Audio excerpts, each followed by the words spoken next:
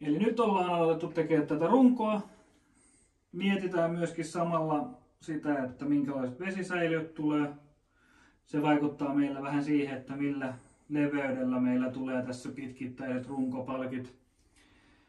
Yksi mainittava asia on myös se, että tämä korkeus, tämä menee tasan nyt sitten lokasuojien kanssa. Eli me saadaan oikeasti tähän niin kokonaan tasainen lattia. Mikä tarkoittaisi myös sitä, että sit kun suunnitelmien mukaan meille tulisi tähän vähän kaappitilaa ja keittiön työtasoa, niin me saataisiin ensimmäiset huonekalut, mitä meidän, tai osat ylipäätänsä, mitä meidän ei tarvii alusta asti itse tehdä. Mikä voisi olla ihan kiva asia. No on se välillä, ihan jees. Että voisi jotain niinku valmista ostaa. Tosin tuli nyt sitten suunniteltua tähän kärryyn myöskin sitten, että kaiken näköisiä kulmia, eli tästä ei ihan hirveästi 90 asteen kulmia tästä kärrystä löydy, mikä tarkoittaa myös sitä, että me joudutaan vähän muokkaamaan mitä ikinä ostetaan. Mutta päästään huomattavasti vähemmällä, kuin että ruvettaisiin oikeasti ihan nollasta rakentamaan niin kuin kaikki muu täällä on tehty. Se oli hyvä. Että kummin päin halutaan tehdä, että lähdetään suoraan tosta. Tää nyt on tietenkin helpoin tapa. Tähän sitten tuommoinen samanlainen. Tai että halutaanko me sitä lattiapinta-alaa ja laitetaan se näin ja tästä menemään. Ja toki meillä tulee, kun meillä tulee kaapistot ja jääkaapit tulee tähän näin, niin silloin se päättyy, tähän tulee kuitenkin kaappi ylös tähän näin. Että saavutetaanko me siitä jotain iloa, että me saadaan tähän vaikka tämän kaapin leveydeltä. Silloin tää tulisi tähän näin ja sitten tohon noin, niin kuin tälle kohdalle. Ja silloin tää lattialevennys olisi niin kuin tässä kohtaa. Ja tähän tulee kaapistot. Joo. Pois edestä hämäävästä.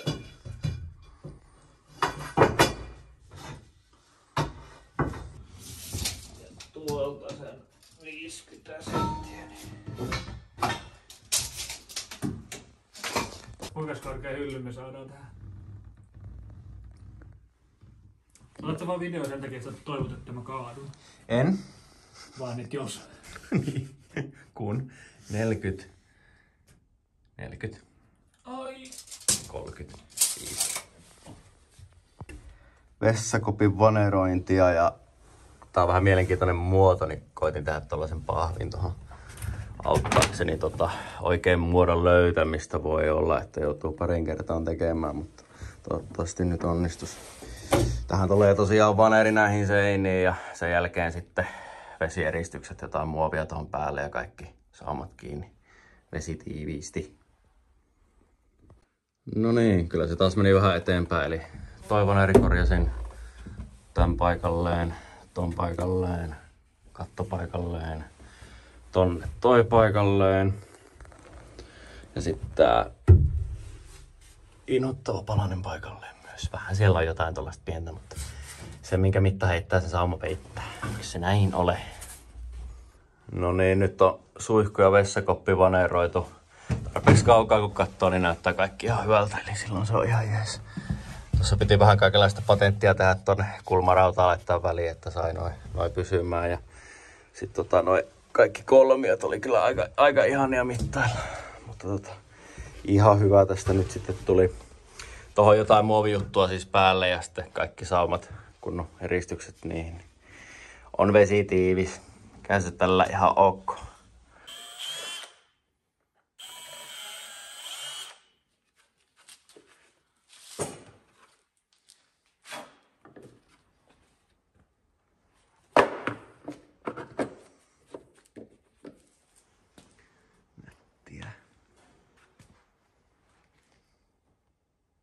Äärivaloille oma pikku teline, että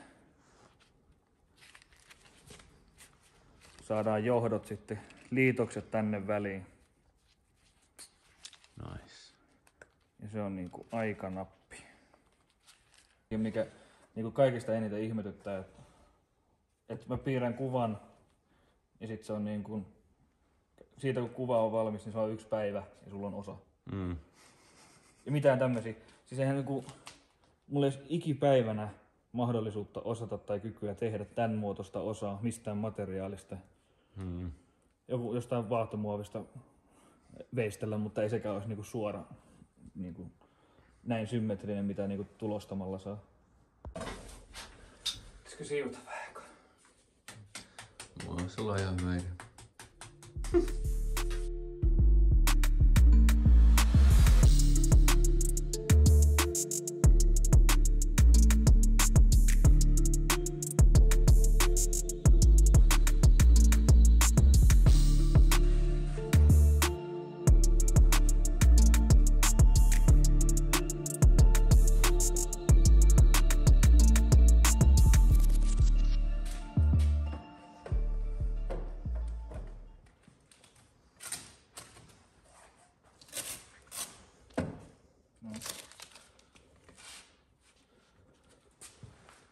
Ihan hyvä.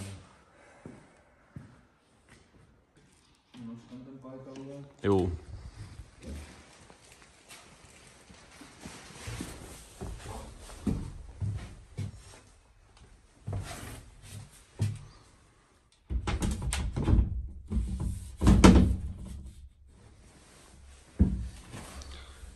Se on ihan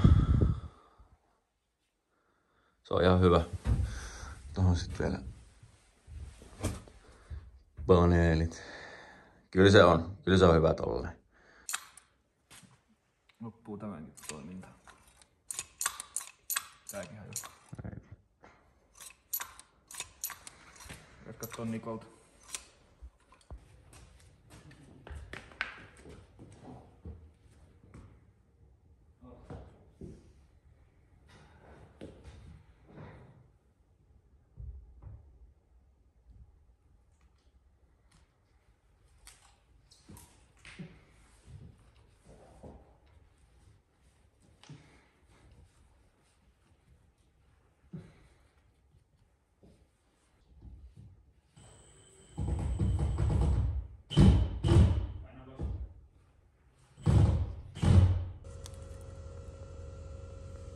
Hyvän näköistä.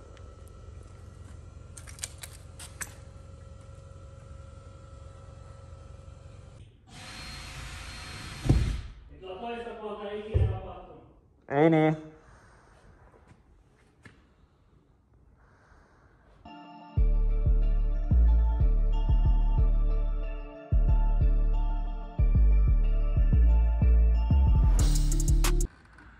No niin, tämmöstä saatiin tänään aikaiseksi. Eli nyt on ikkunat asennettu kummallekin puolelle. Onnistui ihan hyvin. Sitten ruvettu laittamaan vähän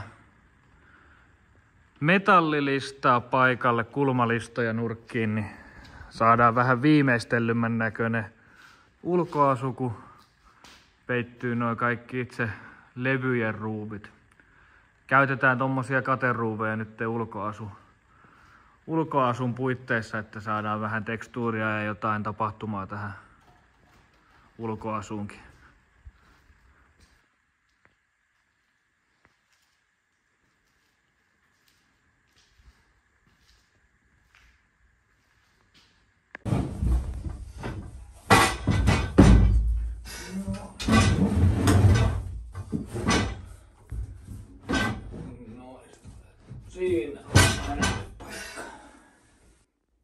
Siinä oli itse asiassa YouTube-videolla jossain niissä aikaisemmissa, kun näytettiin, tai Instagramissa, en muista kummassa.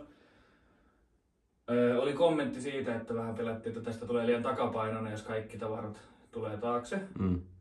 Niissä kuvissahan ei itse asiassa näkynyt ollenkaan, että missä kohtaa akseli menee täällä kärryssä itsessään. Että akselit ei ole ihan keskellä tätä kärryä, vaan ne on oikeasti vähän taaempana. Jos hyppäät kyytiin, niin voidaan näyttää kaikille kansalle, että jos tämä tulee noin ja noin. Mä siivoin täältä lokarin näkyviin. Niin aika lähelle keskellä lokasuojia osuu, eli keskelle rengasta. Eli tässä ei ole minkään näköistä, tai se on jonkinnäköinen, mutta hyvin minimaalinen vaikutus siihen painopisteeseen, että onko se etu- vai takapainoinen tää kärry. Ja se oli ideakin, että saadaan kaikki painavat jutut tähän keskelle. Tähän viereen meillä on tilaa, niin akustot tulee tänne ja ne tulee sitten akustot osittain akselin etupuolelle, joka tasapainottaa myöskin. Ja ne on meillä yksittäiset painavimmat asiat, mitä kärryyn tulee.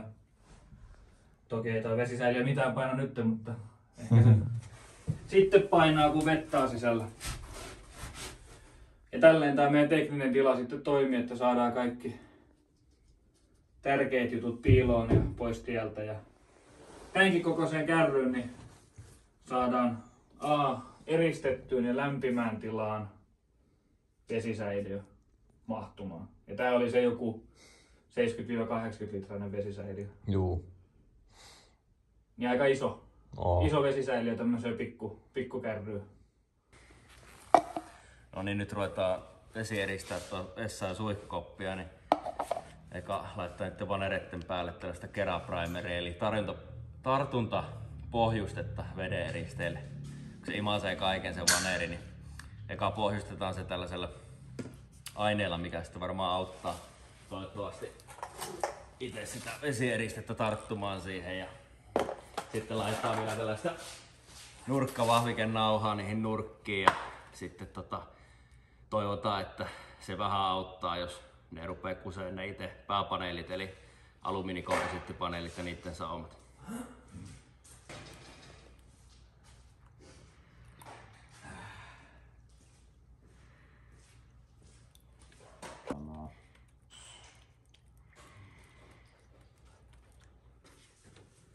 Sehän läsähti hyvin. Kyllä siitä varmaan jonkun. Käytetään ihan näin.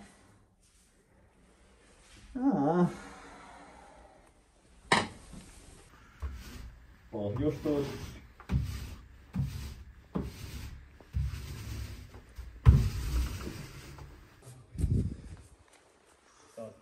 Maalata päälle ilman mitään listoja. Sekin on aivan järjetön homma. No mutta onko se järjettömämpi homma kuin...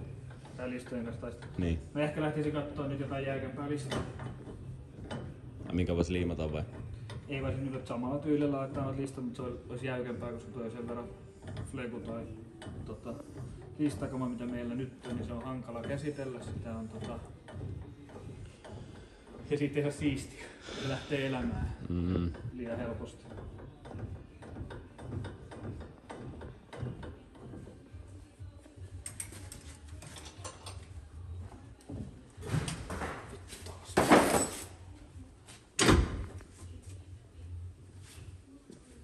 Se on siinä.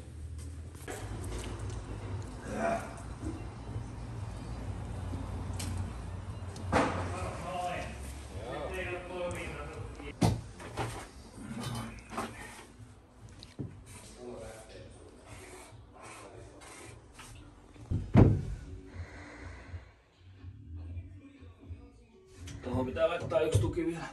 Joo.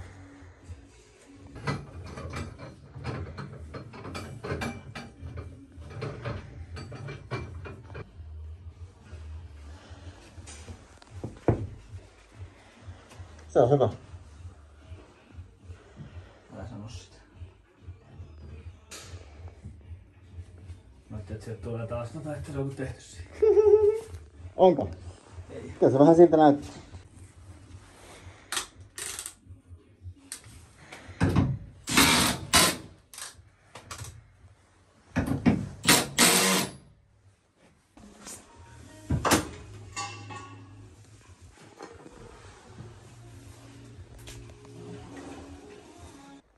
Jaha.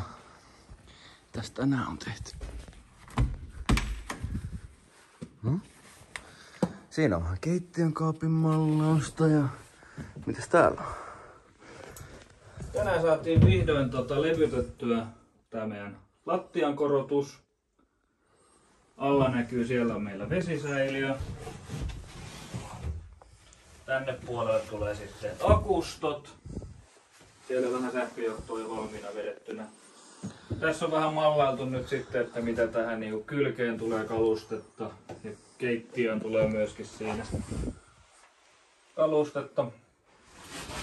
tehtiin täällä parista eri osasta, että saadaan auki myöskin sitten tarvittaessa sen puolet, mitä halutaan. Et kun nämä menee osittain tänne nyt kalusteiden alle, niin siellä on toi vesisäiliön huoltoluukku on tässä alla.